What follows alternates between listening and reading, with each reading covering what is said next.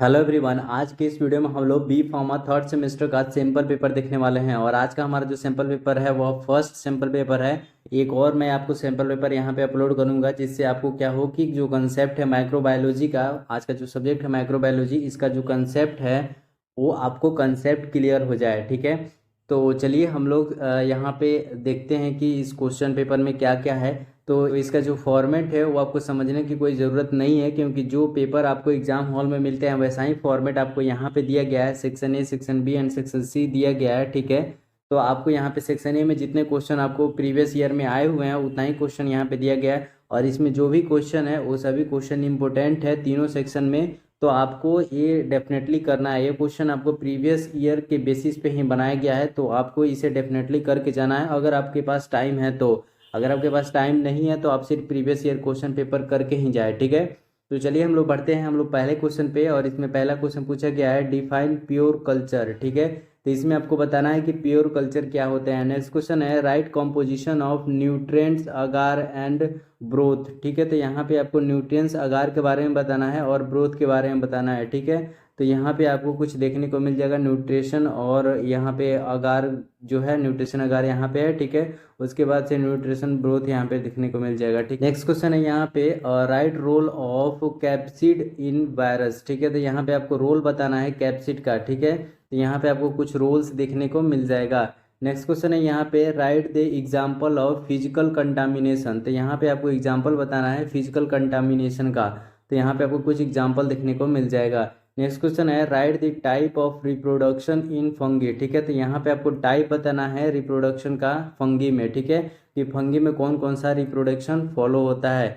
Next question है यहाँ पे right the name of culture media use for fungi cultivation.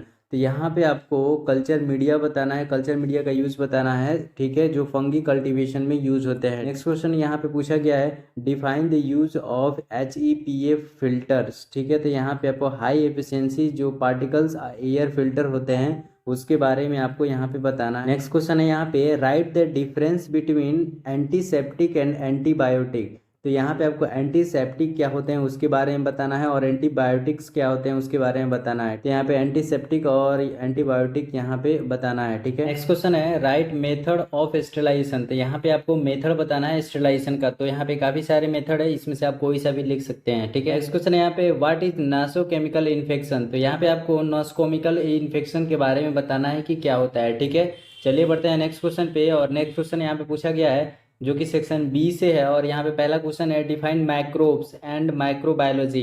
देखिए ये क्वेश्चन काफ़ी इंपॉर्टेंट है क्योंकि यहाँ पे माइक्रोबायोलॉजी से डायरेक्ट क्वेश्चन पूछा जा रहा है। तो यहाँ पे माइक्रोब्स और माइक्रोबायोलॉजी के बारे में बताना है। Explain in detail about history of microbiology. यहाँ पे आपको हिस्ट्री ऑफ माइक्रोबायोलॉजी भी बताना है, तो आपको यहाँ पे हिस्ट्री ऑफ माइक्रोबायोलॉजी देखने को मिल जाएगा। यहाँ पे जितने हिस्ट्री है आपको यहाँ पे देखने को मिल जाएगा, आपको एक एक करके सबको लिखना है जैसे यहाँ पे लिखा गया है। नेक्स्ट क्वेश्चन है यहाँ पे discuss in detail about simple staining technique. तो यहाँ पे आपको सिंपल स्टेनिंग टेक्निक के बारे में बताना है। तो यहाँ पे आपको सिंपल स्टेनिंग टेक्निक देखने को मिल जाएगा।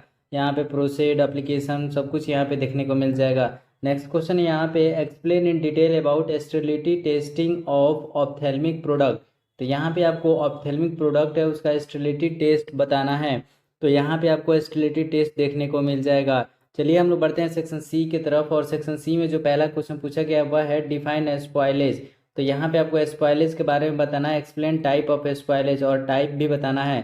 तो स्पॉइलेज आपको यहाँ पे देखने को मिल जाएगा, और टाइप आप थोड़ा यहाँ पे जाएंगे तो देखने को मिल जाएगा कि कितने टाइप होते हैं और क्या क्या होते हैं। ठीक है, तो टाइप के साथ आपको स्पॉइलेज के बारे में भी देखने को मिल जाएगा। क्वेश्चन यहाँ पे एक्सप्लेन इवेल्युएशन ऑफ डिसइंफेक्टेंट। तो यहाँ पे आपको इवेल्युएशन बताना है डिसइंफेक्टेंट का। यहाँ पे आपको इवेल्युएशन देखने को मिल जाएगा डिसइंफेक्टेंट का। क्वेश्चन यहाँ पे write principle merit and demerit of microbiological essay. तो यहाँ पे आपको माइक्रोबायोलॉजिकल एसे का आपको प्रिंसिपल मेरिट एंड डिमेरिट भी लिखना है। ठीक है, तो यहाँ पे आपको मेरिट और डिमेरिट के साथ आपको प्रिंसिपल भी देखने को मिल जाएगा।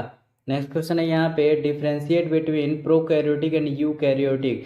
तो यहाँ पे आपको प्रोकैरियोटिक और यहाँ पे आपको यूकैरियोटिक के बारे में देखने को मिल जाएगा। यहाँ पे 7 नंबर में क्वेश्चन पूछा गया तो आपको डिटेल में लिखना है। ठीक है, 1-2 पॉइंट से काम चलने वाला नहीं है। अगर यहीं 2 मार्क्स में पूछा गया रहता तो आप 2-3 पॉइंट लिखते तो काम चल जाता। और एक क्वेश्चन इंपॉर्टेंट भी है क्योंकि कई बार क्वेश्चन ये पूछा गया है। नेक्स्ट क्वेश्चन है यहाँ पे write general procedure for performing IMVIC test. तो यहाँ पे IMVIC टेस्ट के बारे में बताना है, तो यहाँ पे आपको IMVIC टेस्ट देखने को मिल जाएगा।